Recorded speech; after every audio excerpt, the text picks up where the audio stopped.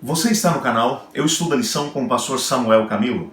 Hoje é quinta-feira, dia 3 de setembro, e o tema que estudaremos na nossa lição será a dinâmica dos pequenos grupos. Se você já é inscrito no nosso canal, muito obrigado. Mas se ainda não se inscreveu, por favor se inscreva. E se você for abençoado por esse vídeo hoje, no final deixe o seu like.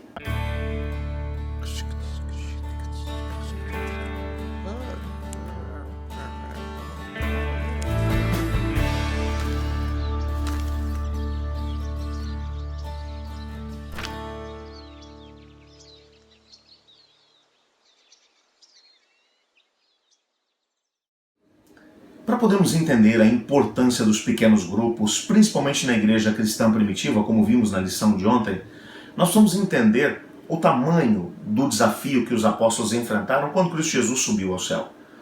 Eles eram um grupo pequeno, eles eram cerca de 12, um deles, Judas, havia se enforcado depois que Jesus Cristo havia sido condenado à morte, haviam sobrado 11, eles não tinham recursos, eles não sabiam nem sequer por onde começar para poder cumprir a grande comissão que havia sido dada a eles por Cristo Jesus, porque antes de subir ao céu, Jesus havia dito: vão por todo mundo, preguem o evangelho a todas as pessoas, ensinem-as a guardar as coisas que eu vos tenho ordenado, e então batizem-as em nome do Pai, do Filho e do Espírito Santo. Você pode imaginar como é que eles se sentiram diante desse tamanho desafio? Talvez alguns deles, eu imagino, Mateus, que era coletor de impostos, um homem de números, imagina o Mateus dizendo: gente, vamos tentar contar para ver quantos tem por aí. Tenta imaginar a cena.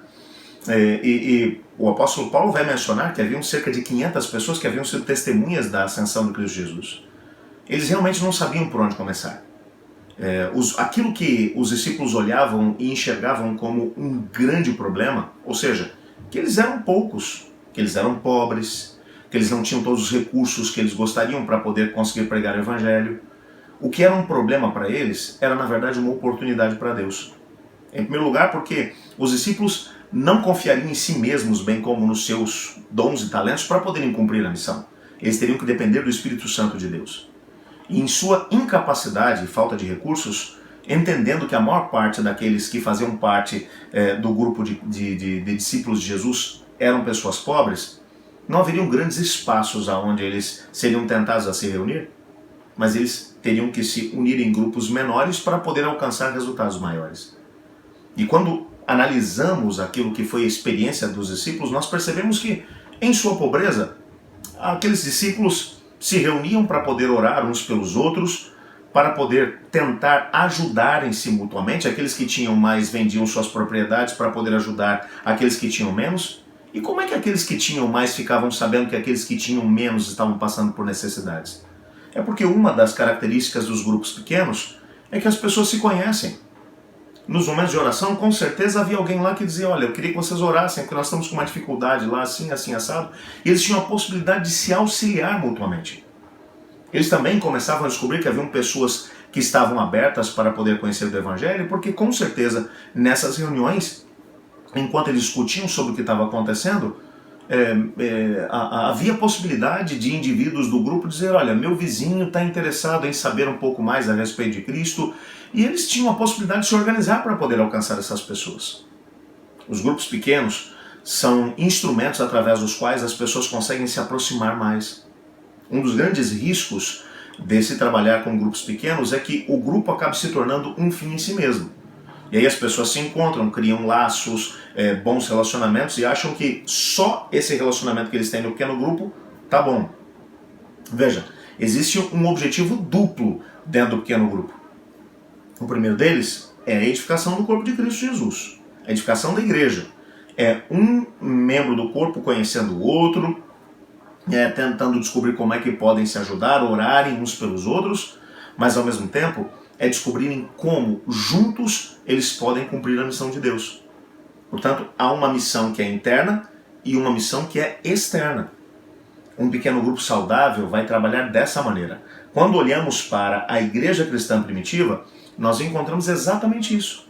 Quando vemos, por exemplo, o ministério do apóstolo Paulo, e vão aparecer aqui alguns textos, como Atos capítulo 4, verso 31, Atos capítulo 12, 12, Atos 20, versos 17 a 19, 27 a 32, e aqui a gente percebe, na verdade, nesses textos, que os primeiros cristãos, eles costumavam se reunir para interceder uns pelos outros, para orar por suas preocupações, para ter comunhão acolhedora, para estudar a palavra de Deus e para se preparar para o serviço, além de ajudar e ao mesmo tempo proteger uns aos outros contra os falsos mestres que se levantavam com grande frequência no meio deles. E havia também muita atividade evangelística que era feita através deles.